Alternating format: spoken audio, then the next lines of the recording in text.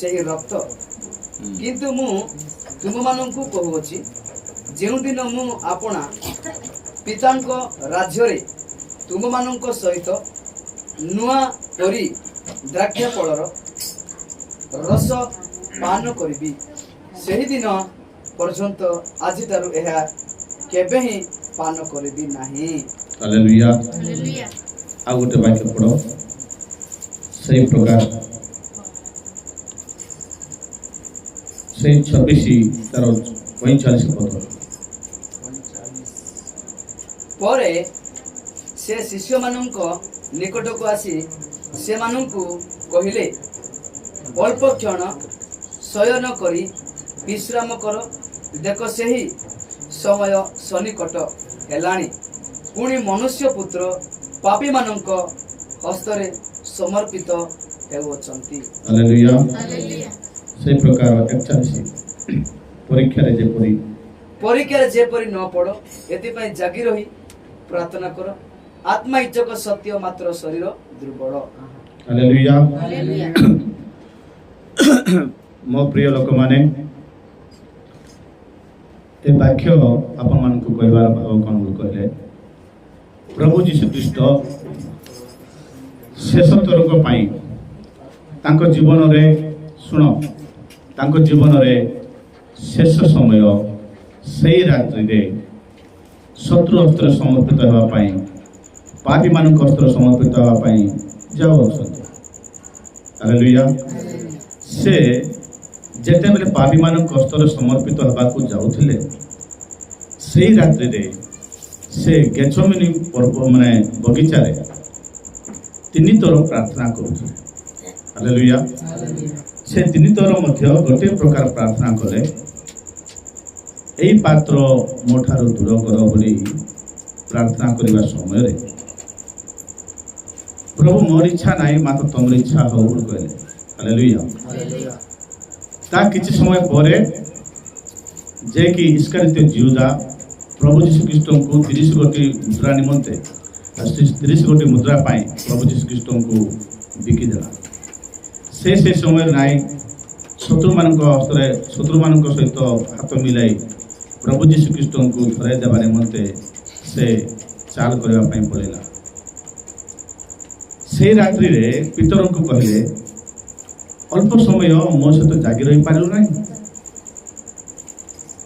ତୁମମାନେ ଯେପରି ପରୀକ୍ଷାରେ ନ ପଡ଼, ସେଥିପାଇଁ ଜାଗି ରହି ପ୍ରାର୍ଥନା କର।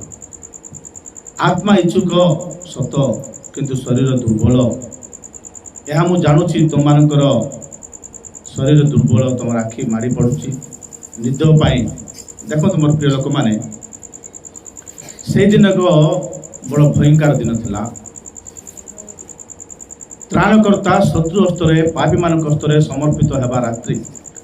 ତୁମମାନଙ୍କୁ ନିଦ କେମିତି ଆସୁଛି? ତୁମମାନଙ୍କର ଆଖି ପଡ଼ି ଯାଉଛି। ତୁମମାନଙ୍କର ବାପା, ତୁମମାନଙ୍କର ତ୍ରାଣକର୍ତ୍ତା ପୋଲିସ ମାନଙ୍କ ହାତରେ ଧରା ପଡ଼ିବାକୁ ଯାଉଛନ୍ତି।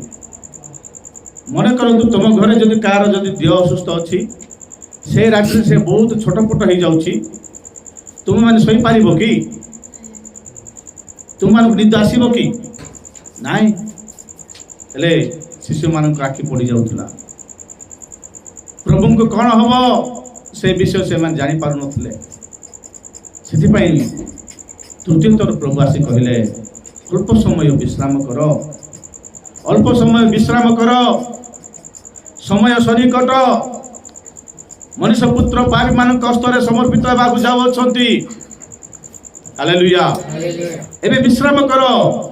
ଏମିତିକା ସମୟ ଆସିବ, ତୁମର ଆଖି ପଥା ପକେଇବ ନାହିଁ, ତୁମକୁ ଆଉ ଶୋଇବାକୁ ସମୟ ମିଳିବ ନାହିଁ।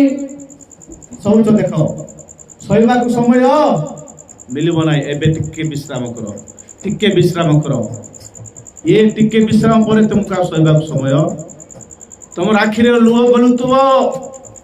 ପ୍ରଭୁ ଯୀଶୁ ଖ୍ରୀଷ୍ଟଙ୍କ ପାଇଁ ଗୋଟିଏ ବୋଲି ପୁଅ, ତାଙ୍କର ଗୋଟିଏ ବୋଲି ପୁଅ ମରିଗଲେ, ଗୋଟେ ମାର ଗୋଟିଏ ବୋଲି ପୁଅ ମରିଗଲେ, ସେ ଯେମିତି କାନ୍ଦୁବ, ତମେ ସେମିତି କାନ୍ଦିବ, ଆଉ ଶୋଇବ ନାହିଁ। ବୁଝିପାରିଲ କି? ତମେ ସେମିତି କାନ୍ଦିବ। ତୁମ ଜୀବନରେ ଦୁଃଖ ଦୁଃଖ ଦୁଃଖ ଦୁଃଖ ନିଜର ପିଲା ମରିଗଲେ ସେ ମା ଯେମିତି କାନ୍ଦୁଥିବ, ତମର ତ୍ରାଣକର୍ତ୍ତା ତମର ଉଦ୍ଧାରକର୍ତ୍ତା ପ୍ରଭୁ ଯୀଶୁଖ୍ରୀଷ୍ଟ ମରିଗଲା ପରେ ତମେ ସେଇ ପ୍ରକାର କାନ୍ଦିବ। ପିତର ଅଳ୍ପ ସମୟ ତମେ ବିଶ୍ରାମ କର, ତାପରେ ଆଉ ତମକୁ ବିଶ୍ରାମ ତମେ ନେବି ବୋଲି କହିଲେ ମଧ୍ୟ ତମେ ନେଇପାରିବ ନାହିଁ। ହାଲେଲୁୟା।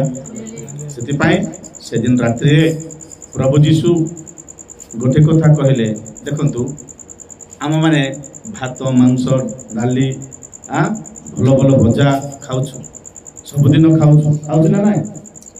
ଏମିତିକାର ଗୋଟେ ରାତ୍ରି ଆଇବ ଆମ ଜୀବନରେ, ଏମିତିକାର ଗୋଟେ ସମୟ ଆସିବ ଆମ ଜୀବନରେ ଆଉ ଭାତ ଡାଲି ଖାଇପାରିବୁ ନାହିଁ। ସେଇଦିନ ତମର ଜୀବନର ଶେଷ ଦିନ। ହାଲେଲୁୟା। ପ୍ରଭୁ ଯୀଶୁଖ୍ରୀଷ୍ଟଙ୍କ ଜୀବନରେ ସେଇ କମ୍ୟୁନିଷ୍ଟ ରୋଟିର ପର୍ବ ସମୟରେ ପ୍ରଭୁ ଯୀଶୁ ତାଙ୍କ ଶିଷ୍ୟମାନଙ୍କ ସହିତ ଶେଷ ଥରକ ପାଇଁ ରୁଟି ଖାଇଲେ ଏବଂ ଦ୍ରାକ୍ଷାରସ ପାନ କଲେ। ଆଜି ହିଁ ଲାଷ୍ଟ, ଆଜି ହିଁ ଶେଷ, ଆଜିଠାରୁ ଆଉ କେବେ ମଧ୍ୟ ମୁଁ ଏହା ପାନ କରିବି ନାହିଁ। କେବେ ପର୍ଯ୍ୟନ୍ତ ବୋଲି କହିଲେ, ତୁମମାନଙ୍କ ସହିତ ଆଜି ଯେମିତି ଦ୍ରାକ୍ଷାରସ ରୁଟି ମୁଁ ଭୋଜନ କରୁଛି, ଏହି ପ୍ରକାର ପ୍ରଭୁ ଭୋଜ ନୂତନ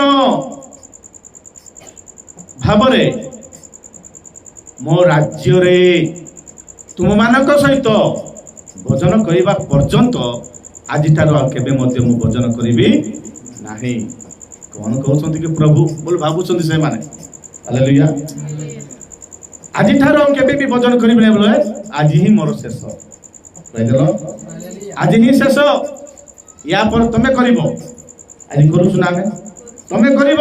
ୟା ପରେ ମୋ ପ୍ରଭୁ ମରିକିରି ମୋ ପାଇଁ ମାଂସ, ମୋ ପାଇଁ ରକ୍ତ ଦେଇଛନ୍ତି ବୋଲି ସେ ଜୀବନ୍ତ ଆହାର, ଆଜ୍ଞା କହୁଥିଲେ ଜୀବନ୍ତ ଆହାର ସ୍ୱର୍ଗରୁ ଅବତରଣ କରିଥିବା ସେ ଜୀବନ୍ତ ଆହାର ଯେଉଁମାନେ ଭୋଜନ କରନ୍ତି ସେମାନଙ୍କ ଠାରେ ଜୀବନ। ହାଲେଲୁୟା। ମୋର ପ୍ରିୟ ଲୋକମାନେ, ଏଇ ରୁଟି ଏଇ ଦ୍ରାକ୍ଷାରସ ସାଧାରଣ ନୁହେଁ, ଏହା ହେଉଛି ଈଶ୍ୱରଙ୍କର ପ୍ରଭୁ ଯୀଶୁଖ୍ରୀଷ୍ଟଙ୍କ ରକ୍ତ ମାଂସ। ଏହା ଖାଇବା ପୂର୍ବରୁ ନିଜକୁ ପରୀକ୍ଷା କର, ନିଜକୁ ପ୍ରଭୁଙ୍କ ହସ୍ତ ସମର୍ପିତ କର। ପ୍ରଭୁ ତୁମମାନଙ୍କୁ ଆଶୀର୍ବାଦ କରିବେ।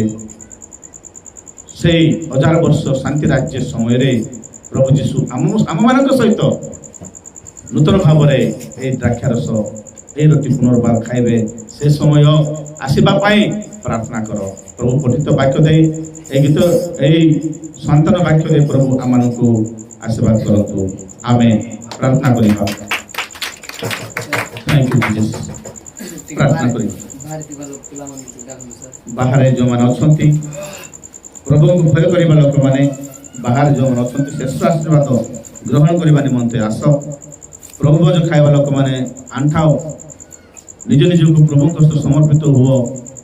ପ୍ରଭୁ ତୁମମାନଙ୍କର ପାପ କ୍ଷମା କରିବେ, ତୁମ ରୋଗ ଦୂର କରିବେ, ତୁମମାନଙ୍କର ସମସ୍ତ ଅପମାନ ଦୂର କରିବେ। ନିଜେ ନିଜେ ଆଣ୍ଠାଅ, ନିଜେ ନିଜେ ପ୍ରଭୁଙ୍କ ନିକଟରେ ଆଣ୍ଠାଇକରି ପ୍ରାର୍ଥନା କର। ପ୍ରଭୁ ମୋତେ କ୍ଷମା କର, ପ୍ରଭୁ ମୋତେ ଦୟା କର, ମୋତେ ଅନୁଗ୍ରହ କର।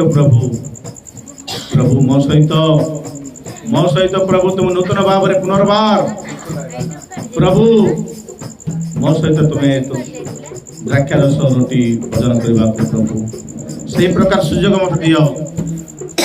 ପ୍ରଭୁ ସେଦିନ ରାତ୍ରିରେ 12 ଜଣ ଶିଷ୍ୟଙ୍କୁ ସୁଯୋଗ ଦେଇଥିଲେ। ମୋର ପ୍ରିୟ ଲୋକମାନେ, ତାଙ୍କ ସହିତ ଭୋଜନ କରିବା ନିମନ୍ତେ, ତାଙ୍କ ସହିତ ରୁଟି ଦ୍ରାକ୍ଷାରସ ଭୋଜନ କରିବା ନିମନ୍ତେ, ଯୀଶୁଙ୍କର ମାଂସ ଯୀଶୁଙ୍କ ରକ୍ତରେ ଅଂଶ ହେବା ନିମନ୍ତେ ପ୍ରଭୁ ସୁଯୋଗ ଦେଲେ। ମୋର ପ୍ରିୟ ଲୋକମାନେ, ଆଜି ତୁମମାନଙ୍କୁ ମଧ୍ୟ ପ୍ରଭୁ ସୁଯୋଗ ଦେଉଛନ୍ତି। ତାହାଙ୍କର ଆଗମନ ପର୍ଯ୍ୟନ୍ତ ତୁମକୁ ସୁଯୋଗ ଦେବାକୁ ଯାଉଛନ୍ତି। ମୋର ପ୍ରିୟ ଲୋକମାନେ, ଆଜିର ଏହି ସୁଯୋଗ ସଦ୍ବ୍ୟବହାର କର। ପ୍ରଭୁ ତୁମମାନଙ୍କୁ ଆଶୀର୍ବାଦ କରିବେ। ପ୍ରାର୍ଥନା କରିବା। Hallelujah, hallelujah, hallelujah, hallelujah, hallelujah. ସର୍ବଶକ୍ତିମାନ ଜୀବନକାରୀ ପରମେଶ୍ୱର, ଆଶ୍ଚର୍ଯ୍ୟ ପରାକାନ୍ତ ପରମେଶ୍ୱର, ଏହି ଦ୍ରାକ୍ଷାରସ ଏହି ରୁଟି ପ୍ରଭୁ ଇତିପୂର୍ବରୁ ସାଧାରଣ ଥିଲା, ମାତ୍ର ପରମେଶ୍ୱର ଏହା ତୁମର ସେହି ଜୀବନ୍ତ ଆହାର ଅଟେ। ଓ ପ୍ରଭୁ, ଏହା ତୁମର ସେହି ସ୍ୱର୍ଗୀୟ ଆହାର ଅଟେ। ପ୍ରଭୁ ତୁମେ ମରିକିରି ପ୍ରଭୁ ଏ ଆମମାନଙ୍କୁ ଦେଇଛ। प्रभु तुम आगमन पर्यंत मंगल आरती घर से प्रभु मन को आशीर्वाद करो तुम स्नेह करो यहाँ को तुम्हें पवित्र कर धन्यवाद यीशु को नाम प्रार्थना करो प्रभु आमेन समस्त प्रार्थना हो थैंक यू हालेलुया राजा पिता परमेश्वर प्रभु ने धन्यवाद नरवना